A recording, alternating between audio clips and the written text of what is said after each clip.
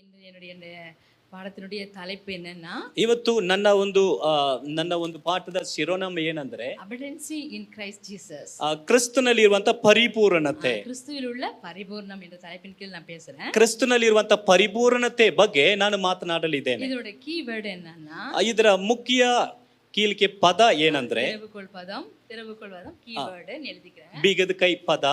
ಅದನ್ನ பார்க்கும்போது ಜಾನ್ 10:10 ಯೋಹನ 10ನೇ ಅಧ್ಯಾಯ 10ನೇ ವಾಕ್ಯದ 2ನೇ ಭಾಗ. ಅದನ್ನು ಒಬ್ಬರು ಓದೋಣ. ಕನ್ನಡದಲ್ಲಿ ಒಬ್ಬರು, ತಮಿಳಿನಲ್ಲಿ ಒಬ್ಬರು ಓದಬಹುದು.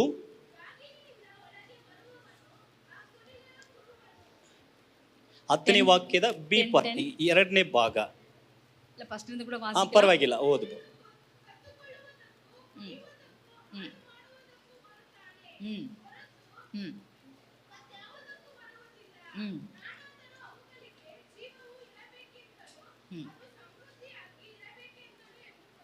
ஆமென். திருடன் திருடவும் கொல்லவும் அழிக்கவும் வருகிறானே அன்றி வேறொன்றுக்கும் வரான். நானோ அவைகளுக்கு ஜீவன் உண்டாயிருக்கவும் அது பரிபூர்ணப்படவும் வந்தேன் என்றார். ಓಕೆ, இந்த ವಸನத்தை நீங்க எழுதிக்கங்க. ಈ ವಾಕ್ಯವನ್ನು ನೀವು ಬರೆದುಕೊಳ್ಳ್ರಿ.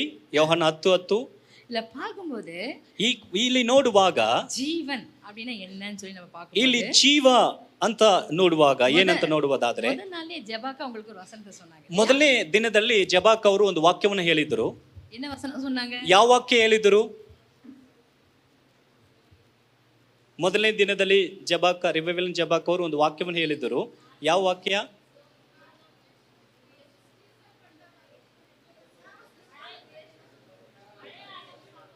பழைய ஆதாமா புது ஆதாம் பத்தி சொன்னாங்கல்ல. அந்த ஜீவன் ஆதாம் அந்த ஃப்ரூட்டை சாப்பிட்ட உடனே என்ன செஞ்சிட்டாரு?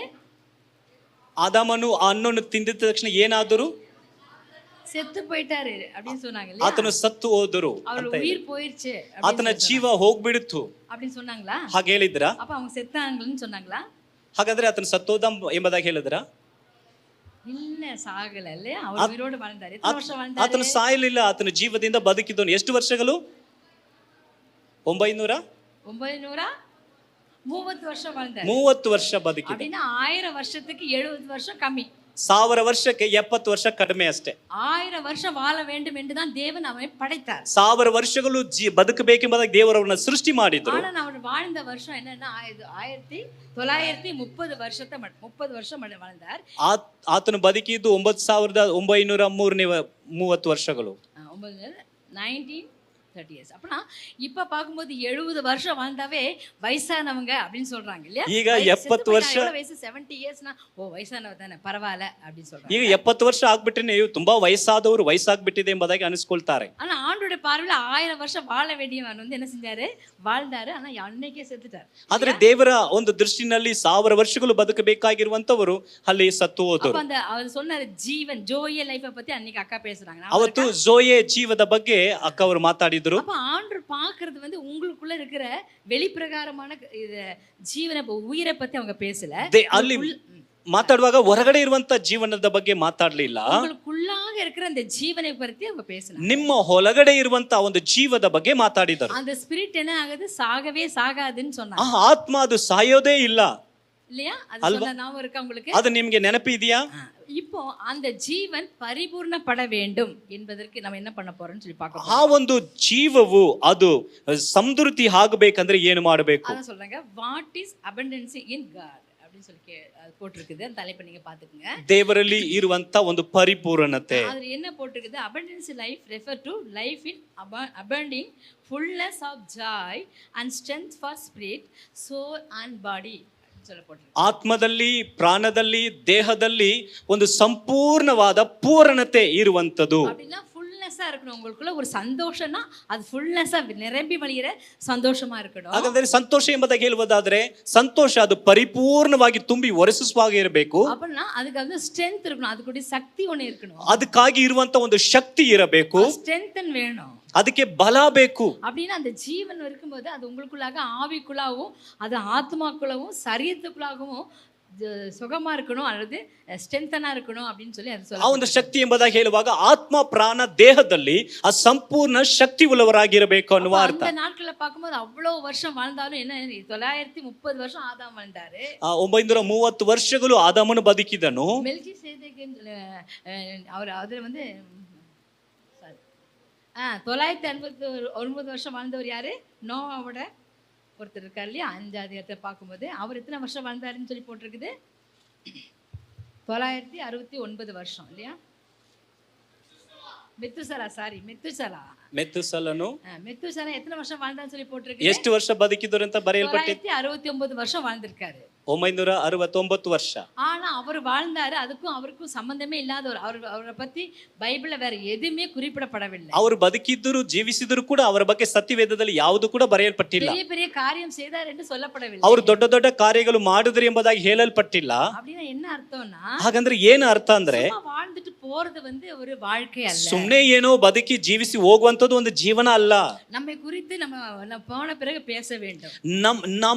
ನಮ್ಮ ಬಗ್ಗೆ ನಾವು ಹೋದ್ಮೇಲೆ ಅದು ಮಾತಾಡಲ್ಪಡಬೇಕು. அப்படினா அவர் அவ்வளவு வருஷம் வாழ்ந்து ஒரு பிரயோಜನமே இல்லாம இருந்தது என்று நமக்கு தெரியும். ಹಾಗಾದ್ರೆ ಅಷ್ಟು ವರ್ಷ ಕಾಲ ಅವರು ಬದುಕಿದ್ರು ಕೂಡ ಯಾವ ಪ್ರಯೋಜನ ಇಲ್ಲ ಎಂಬುದಾಗಿ ಗೊತ್ತಾಗ್ತಾ ಇದೆ. அதனால கொஞ்ச நாள் வாழ்ந்தாலும் என்ன செய்யணும், அந்த வாழ்க்கை வந்து நமக்கு வந்து ಉಪ್ಪುಳ್ಳ வாழ்க்கை, ಸಾರமுಳ್ಳ வாழ்க்கையாக இருக்க வேண்டும். ಸ್ವಲ್ಪ ದಿನಗಳು ನಾವು ಬದುಕಿದ್ರು ಕೂಡ ನಮ್ಮ ಒಂದು ಜೀವನ ಪ್ರಯೋಜನಕರವಾದ ಉಪ್ಪುಳ್ಳಂತ ಒಂದು ಜೀವನವಾಗಿ ನಮ್ಮ ಜೀವನ ಇರಬೇಕು. அப்ப ஒரு வசனத்தை வாசிக்க போறோம். 2 கொரிந்தியர் 9 8ஆம் வசனத்தை மட்டும் நம்ம வாசிக்க போறோம். 2 ಕೊರಿಂಥೆ 9ನೇ ಅಧ್ಯಾಯ 8ನೇ ವಾಕ್ಯವನ್ನು ಮಾತ್ರ ಓದಲಿದ್ದೇವೆ. ಅದಲ್ಲ போட்டிருக்கு இல்லையா? அது வாசிக்கலாம்.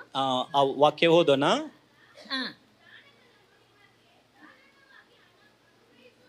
இன்னும் கொஞ்சம் சத்தமா வாசிக்கலாம். ಸ್ವಲ್ಪ ಶಬ್ದವಾಗಿ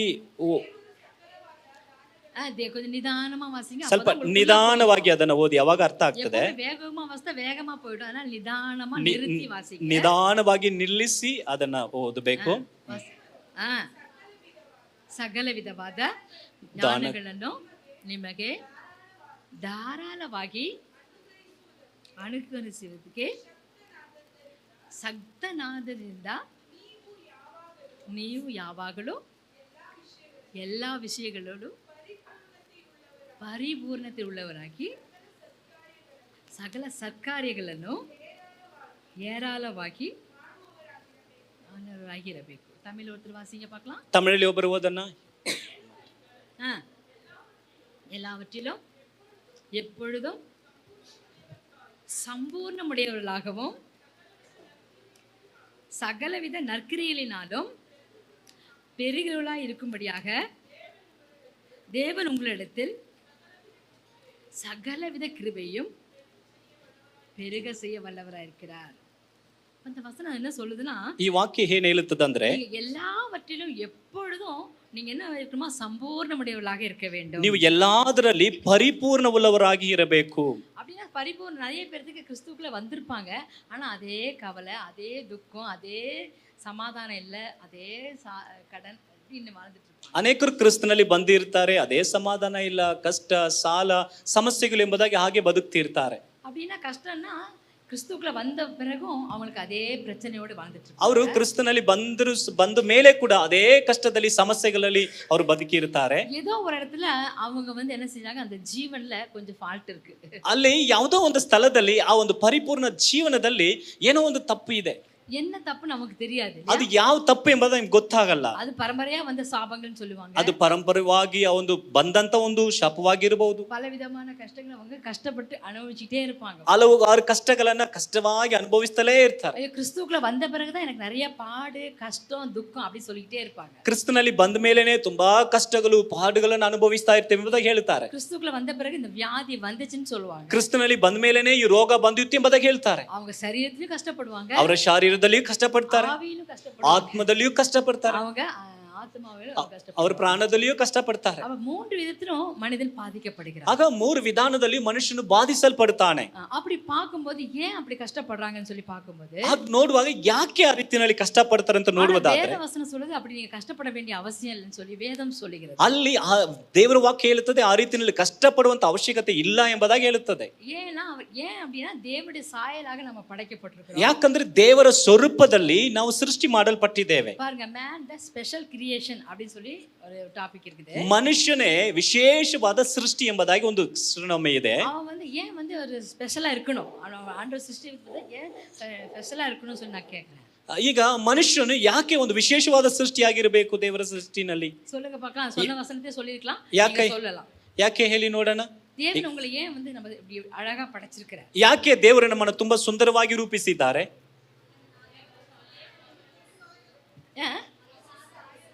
அவரோட சாயலாகவே நம்ம சிருஷ்டிச்சார். ಆತನ ಸ್ವರೂಪದಲ್ಲಿಯೇ ನಮ್ಮನ್ನು ಸೃಷ್ಟಿ ಮಾಡಿದ್ದಾರೆ. அப்புறம் ಆಮೇಲೆ அவர் நம்ம நேசிக்கிறார். ಆತನು ನಮ್ಮನ್ನು ಪ್ರೀತಿಸ್ತಾರೆ. ஒவ்வொருத்தரும் சொன்னா ஒவ்வொரு காரியத்தை சொல்லிட்டு ஒரு புக்கே எழுதிடுவீங்க. ಈಗ ಒಬ್ಬೊಬ್ಬರಿಗೆ ಹೇಳಿದ್ರೆ ಒಂದೊಂದು ಕಾರ್ಯದಲ್ಲಿ ಒಂದು ಪುಸ್ತಕವನ್ನೇ ಬರೆಯಬಹುದು. அப்படி பார்க்கும்போது நீங்க ஒவ்வொன்றுக்கும் உங்களோட தாட்ல நீங்க என்ன நினைக்கிறீங்களோ அதெல்லாம் உண்மைதான். ಹಾಗಂದ್ರೆ ನೀವು ಯಾವ್ದೆಲ್ಲ ನೆನೆಸ್ತೀರೋ ಅದೆಲ್ಲ ಸತ್ಯನೇ.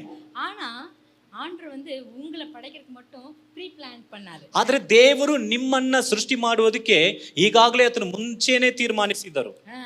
God took the special care. உங்களை வந்து ஒரு எவ்வளவு மண் எடுத்து எப்படி செய்யணும், எங்க மூக்கு வைக்கணும், அக்கா அது இன்னைக்கு எல்லாம் சொல்லிட்டாங்க. மறுபடியும் நான் ரிப்பீட்டேஷன் பண்ண விரும்பல. ದೇವರು ಎಷ್ಟು ಮಣ್ಣು ಬೇಕು ಅಷ್ಟು ಮಣ್ಣು ತಗೊಂಡು ಎಲ್ಲಿ ಮೂಗು ಇಡಬೇಕು ಆ ರೀತಿ ಸುಂದರವಾಗಿ ರೂಪಿಸಿದ್ದಾರೆ. ಅವಾಗಲೇ ಅಕ್ಕ ಹೇಳಿದ್ದಾರೆ, ಅದ್ರ ಬಗ್ಗೆ ಹೆಚ್ಚಾಗಿ ನಾನು ಹೇಳೋದಿಲ್ಲ. He was made in the image of God and possessed the highest kind of life. அவருக்கு உண்மையான அந்த வந்து ஒரு பெரிய ஒரு ஜீவனை அவங்களுக்கு கொடுக்கணும், எவ்வளவுக்கு எவ்வளவு பெரிய ಜೀವನ கொடுக்கணும்னு சொல்லி அவர் ಆಸೆಪಟ್ಟಾರೆ. ಆತನು ಒಂದು ದೊಡ್ಡ ಒಂದು ಪರಿಪೂರ್ಣ ಉನ್ನತವಾದ ಜೀವವನ್ನು ಕೊಡಬೇಕು ಎಂಬುದಾಗಿ ದೇವರು ಆಸೆ ಪಟ್ಟನು. ಅದು ಮಾತ್ರವಲ್ಲ, God வந்து pre planted to create the man அப்படினு சொல்லி போட்டிருக்கு. ದೇವರು ಈಗಾಗಲೇ ಮನುಷ್ಯನನ್ನು ರೂಪಿಸಬೇಕೆಂಬುದಾಗಿ ಆಗಾಗಲೇ ಆತನು ತೀರ್ಮಾನಿಸಿದ್ದರು. எல்லாத்துக்கும் வார்த்தையினாலே சிருஷ்டித்தார். ಎಲ್ಲವನ್ನ ಬೇರೆ ಮಾತಿನಿಂದನೇ ಸೃಷ್ಟಿ ಮಾಡಿದರು. ஒரு வார்த்தை சொன்ன மண்ணை எடுத்து சும்மா எடுத்து வார்த்தை சொல்லிட்டு போயிருக்கலாம். ಈಗ ಒಂದು ಮಣ್ಣನ್ನು ತೆಗೆದು ಒಂದು ಮಾತು ಹೇಳಿಬಿಟ್ಟಿದ್ರೆ ಅದು ಆಗ್ತಾ ಇತ್ತು, ಹೋಗಿರಬಹುದು. ಅದು ಮಾತ್ರವಲ್ಲ, ಅದಕ್ಕಿಂತ ಏನೋ ஒரு ಪ್ಲಾನ್ பண்ணாரு. ಅದಕ್ಕೋಸ್ಕರ ಅದನ್ನ ಮಾಡಿದರು. அது மாத்திரமல்ல, God took the special care.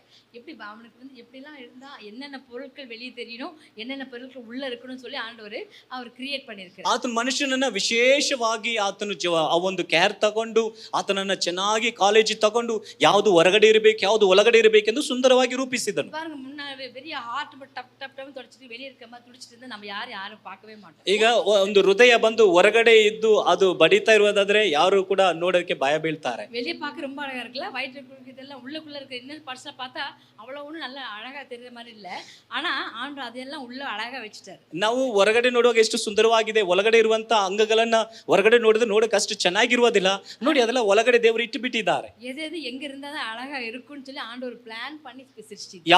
ಯಾವ ಅಂಗಗಳು ಯಾವ ಸ್ಥಳದಲ್ಲಿ ಇರಬೇಕೆಂಬುದಾಗಿ ದೇವರು ಸುಂದರವಾಗಿ ರೂಪಿಸಿಬಿಟ್ಟಿದ್ದಾರೆ. அவன் வந்து மனிதன் வந்து சிருஷ்டிப்பினுடைய மகுடமாக அவன் வந்து கிரவுனாக காணப்படுகிறான். ಆತನು ಮನುಷ್ಯನು ಆ ಒಂದು ಸೃಷ್ಟಿಯ ಕಿರೀಟವಾಗಿ ಕಾಣಲ್ಪಡ್ತಾನೆ. உங்களுக்கு பாருங்க, அதுல போட்டிருக்கு he is the crown of the creation. ಆತನು ಒಂದು ಸೃಷ್ಟಿಯ ಆತನು ಒಂದು ಕಿರೀಟವಾಗಿ ಇದ್ದಾನೆ. அப்படினா அது ஒரு தனி சிறப்பா யூனிக் இல்ல, அன்யூனிக்கா வந்து என்ன செஞ்சிருக்காரு, ஆண்டவர் யூனிக்கா ஆண்டவர் சித்த பண்ணி ಆತನು ವೈಯಕ್ತಿಕವಾಗಿ ಒಂದು ವಿಶೇಷವಾಗಿ ಆತನ ಏಕಾಂಕವಾಗಿ ಸೃಷ್ಟಿ ಮಾಡಿದ್ದಾರೆ. அவர் தன்ன மாதிரியே இருக்கணும், ಆತನು ತನ್ನ ಹಾಗೆ ಇರಬೇಕು, தன்னுடைய சாயலாகவும் இருக்கணும், ತನ್ನ ಸ್ವರೂಪವಾಗಿ ಇರಬೇಕು. அது ಮಾತ್ರಮಲ್ಲ, ಅದು ಮಾತ್ರ ಅಲ್ಲ, அவருடைய குணமும் இருக்கணும்னு சொல்லி ஆண்டவர் ಆತನ ಗುಣವೂ ಸಹ ಇರಬೇಕು. இப்போ அவரை மாதிரி நம்ம அழகா சிருஷ்டித்தாரு. ಈಗ ಆತನಾಗೆ ಸುಂದರವಾಗಿ ಸೃಷ್ಟಿಸಿದನು. ஆனா அவருடைய ಕ್ಯಾರೆಕ್ಟರ್ மட்டும் நம்மட்ட இல்லன்னா, ಆದ್ರೆ ಅವರ ಗುಣಗಳು ಮಾತ್ರ ನಮ್ಮಲ್ಲಿ ಇಲ್ಲದಿದ್ದರೆ அது என்ன ಅರ್ಥ? ಅದು ಏನ ಅರ್ಥ? ரொம்ப வேதனை இல்ல, ತುಂಬಾ ವೇದನೆಯಾದದಲ್ಲ. தேவன் மாதிரியே இருக்கணும்னு ஆசைப்படுறோம், ನಮ್ಮ ಹಾಗೆ ಇರಬೇಕೆಂಬುದಾಗಿ தேவன் மாதிரியே இருக்கணும்னு ஆசைப்படுறோம், ಪರಲೋಕದ ಹಾಗೆ ಇರಬೇಕೆಂಬುದಾಗಿ ಬಯಸ್ತಾ ಆಸೆ ಪಡುತ್ತೇವೆ. ஆனா தேவனாக இல்லன்னா ரொம்ப ಕಷ್ಟ. ಆದ್ರೆ ಅಲ್ಲಿ ದೇವರೇ ಇಲ್ಲ ಅಂದ್ರೆ ಕಷ್ಟ. குட்டி குட்டி தேவனாக நம்மை படைத்திருக்கார், ನಮ್ಮನ್ನು ಒಂದು ಸಣ್ಣ ಸಣ್ಣ ದೇವರುಗಳಾಗಿ ಉಂಟು ಮಾಡಿದ್ದಾರೆ. அடுத்தது நம்ம பார்க்க போறோம். ಮುಂದೆ ನಾವು ನೋಡಲಿದ್ದೇವೆ. பாருங்க, ஆதாம் வந்து ஆண்டவர் சிருஷ்டிக்கும்போது, ಆದಾಮನ್ನ ದೇವರು ಸೃಷ್ಟಿ ಮಾಡುವಾಗ அதுல பார்க்கும்போது ಅಲ್ಲಿ ನೋಡುವಾಗ அவனை வந்து என்ன செஞ்சிருந்தாரு, அவருக்கு எல்லா விதமான அவருக்கு வந்து ಅಥಾರಿಟಿ கொடுத்தார். ಫಸ್ಟ್ ಆದಾಮನಿಗೆ ಎಲ್ಲಾ ರೀತಿಯಾದ ಅಧಿಕಾರವನ್ನ ಕೊಟ್ಟಿದ್ದರು. அது மாத்திரம் God gave authority over the nature. எல்லா ஆளுகைகள் மேலும் அவர் அதிகாரம் பண்ணார். ಪ್ರಕೃತಿ ಮೇಲೆ ಸಕಲ ಕಾರ್ಯಗಳ ಮೇಲೆ ಒಂದು ಆಡಳಿತ ಮಾಡುವಂತ ಅಧಿಕಾರ ಕೊಟ್ಟನು. ஆதாம் வந்து என்ன செஞ்சாரு, அந்த அதிகாரத்தை வந்து என்ன செஞ்சாரு, இழந்துட்டாரு. நீங்க ஃபர்ஸ்ட் டே உங்களுக்கு எல்லாமே சொல்லி அக்கா விவரமா சொல்லிட்டாங்க. ಆದಾಮನು ಆ ಒಂದು ಅಧಿಕಾರವನ್ನು ಆತನು ಕಳೆದುಕೊಂಡ ಮೊದಲನೇ ದಿನದಲ್ಲಿಯೇ ಅಕ್ಕ ಅವರು ವಿವರವಾಗಿ ಹೇಳಿದ್ದಾರೆ. அவனுக்கு எவ்வளவு தேவை வேண்டும், அவனுக்கு என்னென்ன கொடுக்கணும், அவனுக்கு பரிபூர்ணமா கொடுக்கணும்னு சொல்லி அவர் ஆசைப்பட்டாரு. ದೇವರು ಆತನಿಗೆ ಏನೆಲ್ಲಾ ಪರಿಪೂರ್ಣವಾಗಿ ಕೊಡಬೇಕೆಂಬುದಾಗಿ ಆಸೆ ಪಟ್ಟರು. ரெண்டே ஆதாமுக்கும் ஏவாளுக்கும் ஏதேன் தோட்டத்துடைய அளவு பார்க்கும்போது 3000 ஏக்கர்னு சொல்றாங்க. ಆದಾಮನಿಗೂ ಹವ್ವಳಿಗೂ ದೇವರು ಕೊಟ್ಟಂತ ಒಂದು ಸುಂದರವಾದ ಏದೇನ್ ತೋಟ 3000 ಏಕರ್ ಎಂಬುದಾಗಿ ಹೇಳುತ್ತಾರೆ. யோசனை பண்ணி பாருங்க, ಸ್ವಲ್ಪ ಯೋಚಿಸಿ ನೋಡಿ. 3000 ஏக்கர்ல அவங்க ரெண்டே ரெண்டு பேரை வச்சாங்க. 3000 ಏಕರ್ ಸ್ಥಳದಲ್ಲಿ ಅವರು ಇಬ್ಬರು ಮಾತ್ರ ಇದ್ದಾರೆ. அதுல 4 விதமான நதி போச்சாம். ಅಲ್ಲಿ 4 ವಿಧವಾದ ನದಿಗಳು ಹರಿಯುತ್ತಿತ್ತು. நதியில வந்து தங்கம் போயிருக்குது. ಆ ನದಿನಲ್ಲಿ ಚಿನ್ನವು ಬೆಳೀತಾ ಇತ್ತು. யோசனை பண்ணி பாருங்க, நமக்கு கொஞ்சம் தண்ணி வரலன்னு எப்படி யோசிக்கிறோம்ல, ரெண்டே ரெண்டு பேருக்கு நதி. ನೋಡ್ರಿ, ನಮಗೆ ನೀರು ಬಂದಿಲ್ಲ ಅಂದ್ರೆ ಎಷ್ಟು ಯೋಚನೆ ಮಾಡ್ತೀವಿ. ಅವ್ರು ಇಬ್ಬರಿಗೆ ಮಾತ್ರ 4 ನದಿಗಳು. அப்படின்னா தேவன் அவங்களை வந்து சம்பிருத்தியா, அவங்க வளமா சந்தோஷத்தோட இருக்குன்னு சொல்லி தான் தேவன் அவர்களை உண்டு பண்ணினார். ಅವರು ಸಮೃದ್ಧಿಯಾಗಿ ಆರೋಗ್ಯವಾಗಿ ಬಲವಾಗಿ ಇರಬೇಕೆಂಬುದಾಗೆ ಸೃಷ್ಟಿ ಮಾಡಿದರು. ரெண்டே ரெண்டு பழத்தை மட்டும் சாப்பிடாதீங்க, மத்தது எல்லாம் சாப்பிடுங்கன்னு சொல்லி சொன்னார். 2 ಹಣ್ಣುಗಳನ್ನು ಮಾತ್ರ ತಿನ್ಬೇಡಿ, ಮಿಕ್ಕಿದೆಲ್ಲ ತಿನ್ನಿರಿ ಎಂಬುದಾಗಿ ಹೇಳಿದರು. ஆனா அவருங்க என்ன பண்ணாங்க? ಆದ್ರೆ ಅವರು ಏನು ಮಾಡಿದರು? எதை செய்யக்கூடாதுன்னு சொன்னாங்களோ அதை மட்டும் செஞ்சாங்க. ಯಾವುದನ್ನು ಮಾಡಬಾರದು ಎಂಬುದಾಗಿ ಹೇಳಿದ್ರು ಅದನ್ನು ಮಾತ್ರ ಮಾಡಿದರು. ஆனா என்ன ஆச்சு? அதனால என்ன பண்ணினாங்க? அவங்க சாபத்துக்குள்ளாகப்பட்டாங்க, அவங்களுடைய ஜீவன் போனது. ಅದರಿಂದ ಅವರು ಶಾಪಕ್ಕೆ ಒಳಗಾದರು, ಜೀವವು ಹೋಯಿತು. அப்படின்னா தேவனுக்கும் அவங்களுக்குள்ள உறவு, தேவனும் அவங்க பேசிக்கொள்வது அவங்களால கேட்க முடியாம இருந்தது. ದೇವರಿಗೂ ಅವ್ರಿಗೆ ಇದ್ದಂತ ಸಂಬಂಧ, ದೇವರು ಮಾತಾಡುವಂತ ಆ ಒಂದು ಸಂಬಂಧದಿಂದ ಅವರು ದೂರ ಆದರು. யோசனை பண்ணி பாருங்க, ಯೋಚಿಸಿ ನೋಡಿ. தேவனுடைய சத்தத்தை டெய்லி கேட்டுட்டு இருந்தாங்க. ಈಗ ದೇವರ ಸ್ವರವನ್ನ ಪ್ರತಿದಿನ ಕೇಳ್ತಾ ಇದ್ರು. டெய்லி அவருடைய சத்தத்தை கேட்டுட்டே இருக்கறனால அவங்க நல்லா நடந்துட்டு இருந்தாங்க. ದಿನಾಗಲೂ ದೇವರ ಸ್ವರವನ್ನ ಕೇಳ್ತಾ ಇದ್ದಾಗ ಅವರು ಆರೋಗ್ಯವಾಗಿ ಚೆನ್ನಾಗಿದ್ದರು. ஒரೇ ஒரு நேரம், ಒಂದೇ ಒಂದು ಸಮಯ, ஒரೇ ஒரு செகண்ட்ன்ற மாதிரி ஒரே ஒரு ಒಂದೇ ಒಂದು ಸೆಕೆಂಡ್ ಅನ್ನುವಾಗ ಒಂದೇ ಒಂದು ಸಮಯ சாத்தானுடைய சத்தத்துக்கு கேட்டுட்டாங்க. ಸೈತಾನನ ಶಬ್ದವನ್ನು ಕೇಳಿಬಿಟ್ರು. அந்த சாத்தானுடைய சத்தத்தை கேட்ட உடனே, ಆ ಸೈತಾನನ ಶಬ್ದವನ್ನು ಕೇಳಿದ ತಕ್ಷಣ என்னாச்சு? ಏನಾಯಿತು? பாவத்தை தேவனை விட்டு அவர்கள் பிரிக்கப்பட்டாங்க. ಅವರು ಪಾಪದಿಂದ ದೇವರನ್ನು ಬಿಟ್ಟು ದೂರ ಮಾಡಲ್ಪಟ್ಟರು. ஒரே ஒரு சாயங்காலத்துல ஆண்டவர் வர, எப்போ சாயங்காலம் வந்திருக்கலாம், அந்த பழத்தை பொறிச்சோன்னு அவங்க என்ன நினைச்சிருக்கலாம், இன்னைக்கு சாயங்காலம் ஆண்டவர் வருவார், அவங்ககிட்ட கேட்டுட்டு நம்ம சாப்பிட்டுருக்கலாம் அப்படின்னு சொல்லி நினைக்கல. ಅವರು ಸಾಯಂಕಾಲ ದೇವರು ಬರ್ತಾರೆ, ಮಾತಾಡ್ತಾರೆ, ಒಂದೇ ದಿನ ನೆನೆಸಿರಬಹುದು, ದೇವರನ್ನು ಕೇಳ್ಕೊಂಡು ಈ ಹಣ್ಣು ತಿನ್ನೋಣ ಎಂಬುದಾಗಿ ಯೋಚಿಸಿರಬಹುದು. ஏன் சாப்பிட வேண்டாம்னு சொன்னீங்கன்னு சொல்லி கேட்டிருக்கலாம். ಯಾಕೆ ತಿನ್ನಬಾರದು ಎಂಬುದಾಗಿ ಹೇಳಿದಿರಿ ಎಂಬುದಾಗಿ ಕೇಳಿರಬಹುದು. ஆனா சாத்தான் சொன்ன உடனே கீழ்ப்படிங்க. ಆದರೆ ಸೈತಾನನು ಹೇಳಿದ ತಕ್ಷಣ ಅವರು ವಿದ್ಯೆಯಾಗಿ ತಿಂದರು. இப்போ ஒரே ஒரு கட்டளை தான் கொடுக்கப்பட்டுச்சு, ಒಂದೇ ಒಂದು ಆಜ್ಞೆ ಕೊಡಲ್ಪಟ್ಟಿತ್ತು. ஒரு ஆக்னிக்கு என்ன செஞ்சாங்க? அவங்க கீழ்ப்படியலன்னு சொல்லிட்டு அன்னைக்கு ஜெபாக்கா சொன்னாங்க. ಆ ಒಂದು ಆಜ್ಞೆಗೆ ಅವರು ವಿದ್ಯರಾಗಿಲ್ಲ ಅಂತ ಅವತ್ತು ಜಬಾಕ ಅವರು ಕೂಡ ಹೇಳಿದ್ರು. நான் இயேசு கிறிஸ்துக்கு எத்தனை ஆக்ஞை கொடுக்கப்பட்டதுன்னு சொன்னாங்க? Very good, very good. அப்ப நீங்க கரெக்டா எழுதிருக்கீங்க. நீங்க எல்லாம் எழுதிருக்கீங்களாப்பா? ನೀವೆಲ್ಲ ಬರೆದಿದ್ದೀರಾ? எழுதிருக்கீங்க. 613 கட்டளை கொடுக்கப்பட்டுச்சு. ಎಷ್ಟು ಆಜ್ಞೆಗಳು ಕೊಡಲ್ಪಟ್ಟಿದೆ? Do and don'ts. இதை செய்யணும், இதை செய்யக்கூடாது, இதை செய்யணும், இதை செய்யக்கூடாது, ಇದು ಮಾಡಬೇಕು, ಇದು ಮಾಡಬಾರದು, ಇದು ಮಾಡಬೇಕು, ಇದು ಮಾಡಬಾರದು ಎಂಬುದಾಗಿ. ಅದನ್ನ ಯೇಸು ಕ್ರಿಸ್ತು எல்லாவற்றையும் என்ன செஞ்சார்? ஓவர்கம் பண்ணார். ಆದ್ರೆ ಯೇಸು ಕ್ರಿಸ್ತನು ಎಲ್ಲವನ್ನ ಜಯಿಸಿದರು. பாருங்க, ஆதாம் வந்து எதெல்லாம் ಇಂಟ್ರೊಡ್ಯೂಸ್ பண்ணி வச்சான்றதை நம்ம பார்க்க. ಮೊದಲನೇ ಆದಾಮನ್ನು ಯಾವುದೆಲ್ಲ ಪರಿಚಯಿಸಿದ ಎಂಬುದಾಗಿ ನೋಡಲಿದ್ದೇವೆ. அடுத்து இது போடுங்க.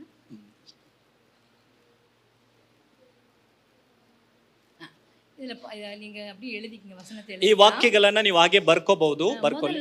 ஜெனிசிஸ் 2:17 பார்க்கும்போது அவன் வந்து டெத்தை வந்து அவன் இன்ட்ரோ듀ஸ் பண்ணி ಆದಿಕಾಂಡ முதல் ஆதாம். ಆದಿಕಾಂಡ 2ನೇ ಅಧ್ಯಾಯ 17ನೇ ವಾಕ್ಯ. ಆದಾಮನು ಮರಣವನ್ನ ಆತನು ಮೊದಲನೇದಾಗಿ ಆತನು ಪರಿಚಯಿಸಿದ. ಸೆಕೆಂಡ್ ಆದಾಮ್ன்றது ಯಾರು? 2ನೇ ಆದಾಮ ಅಂದ್ರೆ ಯಾರು? ಕೊನೆಯ ಆದಾಮ. நீங்க என்ன சொன்னீங்க? ஜீசஸ். ஓகே, ஜீசஸ் சொன்ன பரவாயில்ல, பிசாசுன்னு சொன்ன மாதிரி கேட்டுச்சு. அதனால எனக்கு டவுட் வந்து கேட்டேன். 2ஆம் ஆதாம் யாரு? 2ನೇ ಆದಾಮ ಯಾರು? ಯೇಸು. ஆமென். அப்ப பாருங்க, அந்த வசனத்தை நீங்க வாசித்தது புரியும். ಆ ವಾಕ್ಯವನ್ನು ಓದಿದ್ರೆ ನಿಮಗೆ ಅರ್ಥ ಆಗ್ತದೆ. 2:19 வசனத்துல, ಇಬ್ರಿಯ 2ನೇ ಅಧ್ಯಾಯ 19ನೇ ವಾಕ್ಯದಲ್ಲಿ. இப்போ வந்து இந்த வசனத்தை வாசிக்க வேண்டாம், நீங்க செகண்ட் ஆதாம் என்ன பண்ணாரோ அதை மட்டும் வாசிக்கலாம். ಮೊದಲನೇ ಆದಾಮನು ಮಾಡಿದ ವಾಕ್ಯ ಓದೋದು ಬೇಡ, 2ನೇ ಆದಾಮನು ಏನು ಮಾಡಿದನು ಎಂಬುದಾಗಿ ಅದು ಮಾತ್ರ ಓದೋಣ. நீங்க எழுதிக்கலாம் அந்த ವಚನ. ನೀವು ಬರ್ಕೊಳ್ಳಿ, ಅದನ್ನ ಬರ್ಕೊಳ್ಳಿ.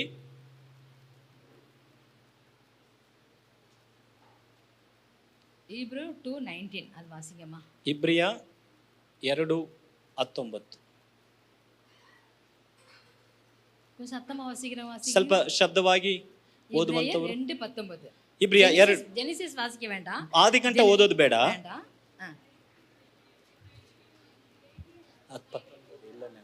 ஓ சாரி, 9 இருக்கு, அது இப்படி போட்டாங்களா?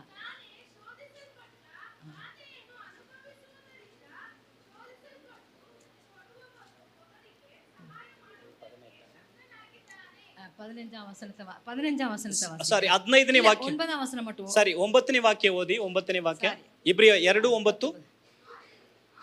ம்.